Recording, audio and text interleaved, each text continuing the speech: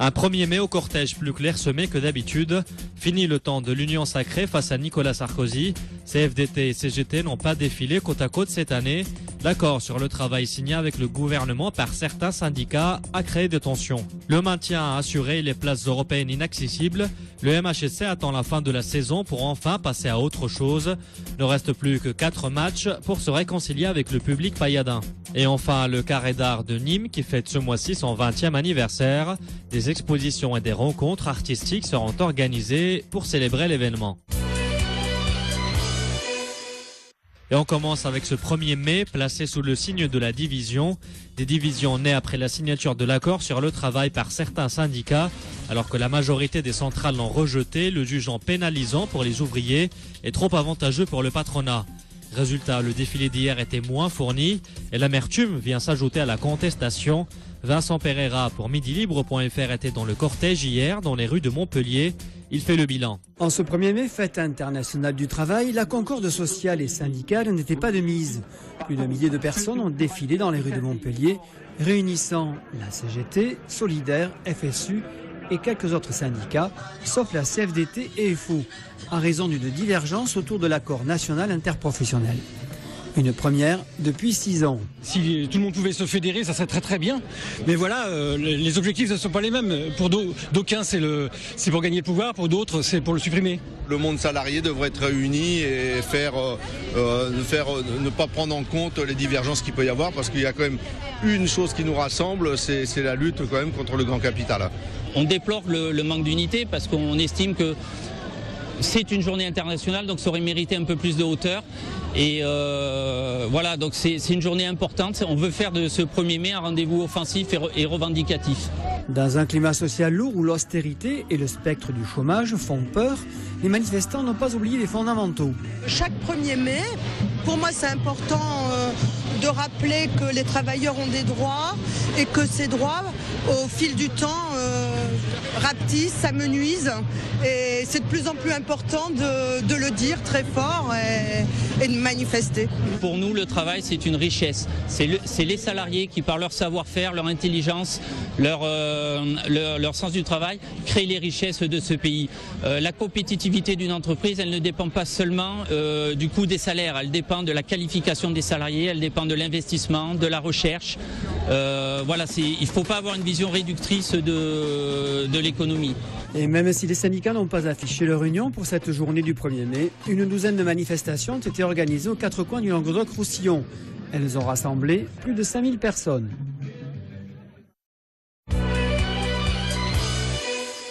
On en sait plus sur l'acte de vandalisme dans le siège du Parti Socialiste a été le théâtre. Dans une vidéo postée sur Internet, la Ligue du Midi revendique la paternité de l'opération de dimanche après-midi.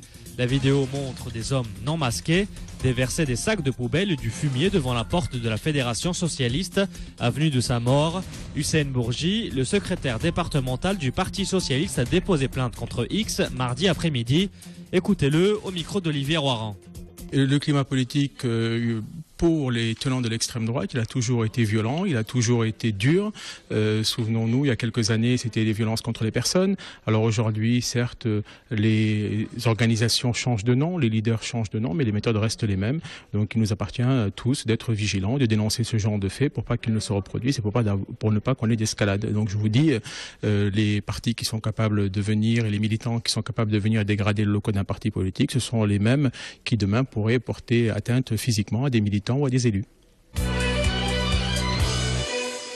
Du football et le MHSC qui gère tant bien que mal la fin de son championnat entre suspicion de paris et guerre d'ego. Mais dans cette fin de saison sans enjeu, les jeunes, de plus en plus impliqués par un René Girard sur le départ, auront leur mot à dire et leur chance à saisir. Et ça commence contre Brest ce samedi à la Mosson. Malgré 3 défaites consécutives, les supporters du MHSC étaient présents ce matin à Gramont pour encourager les joueurs lors de leur entraînement. Car les hommes de René Girard en ont bien besoin.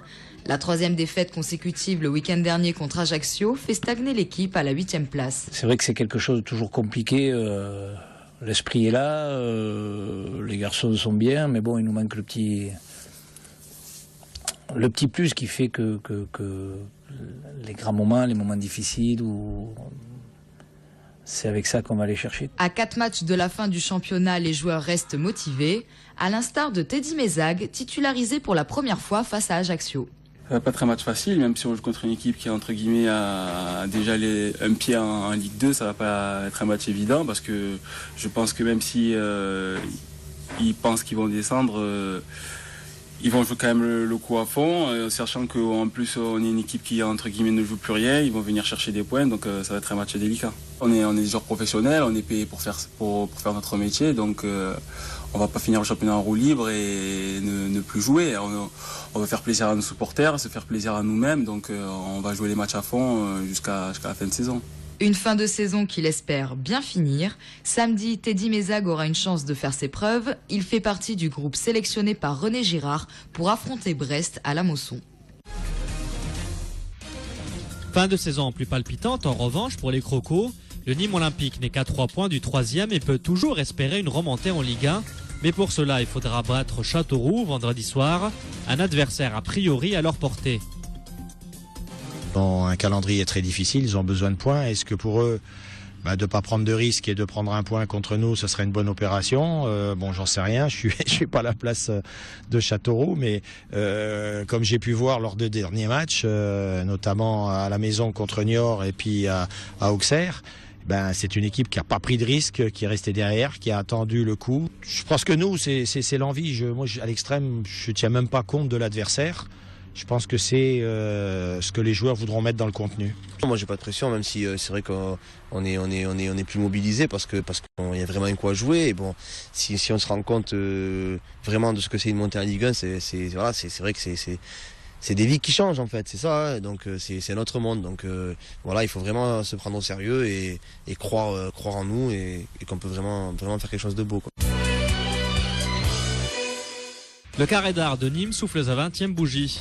Créé en 1993, le musée d'art contemporain proposera une programmation artistique pour fêter l'événement, dont l'exposition Moving, dirigée par Norman Foster, qui n'est autre que l'architecte des lieux.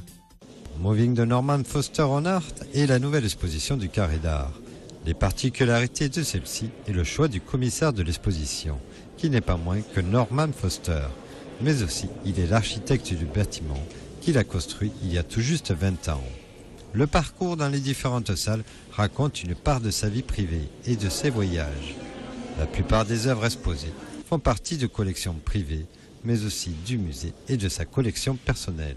Ce sont des artistes qui le touchent, qu'il connaît ou qu'il collectionne, et qu'il a souvent dans sa vie privée, dans ses résidences.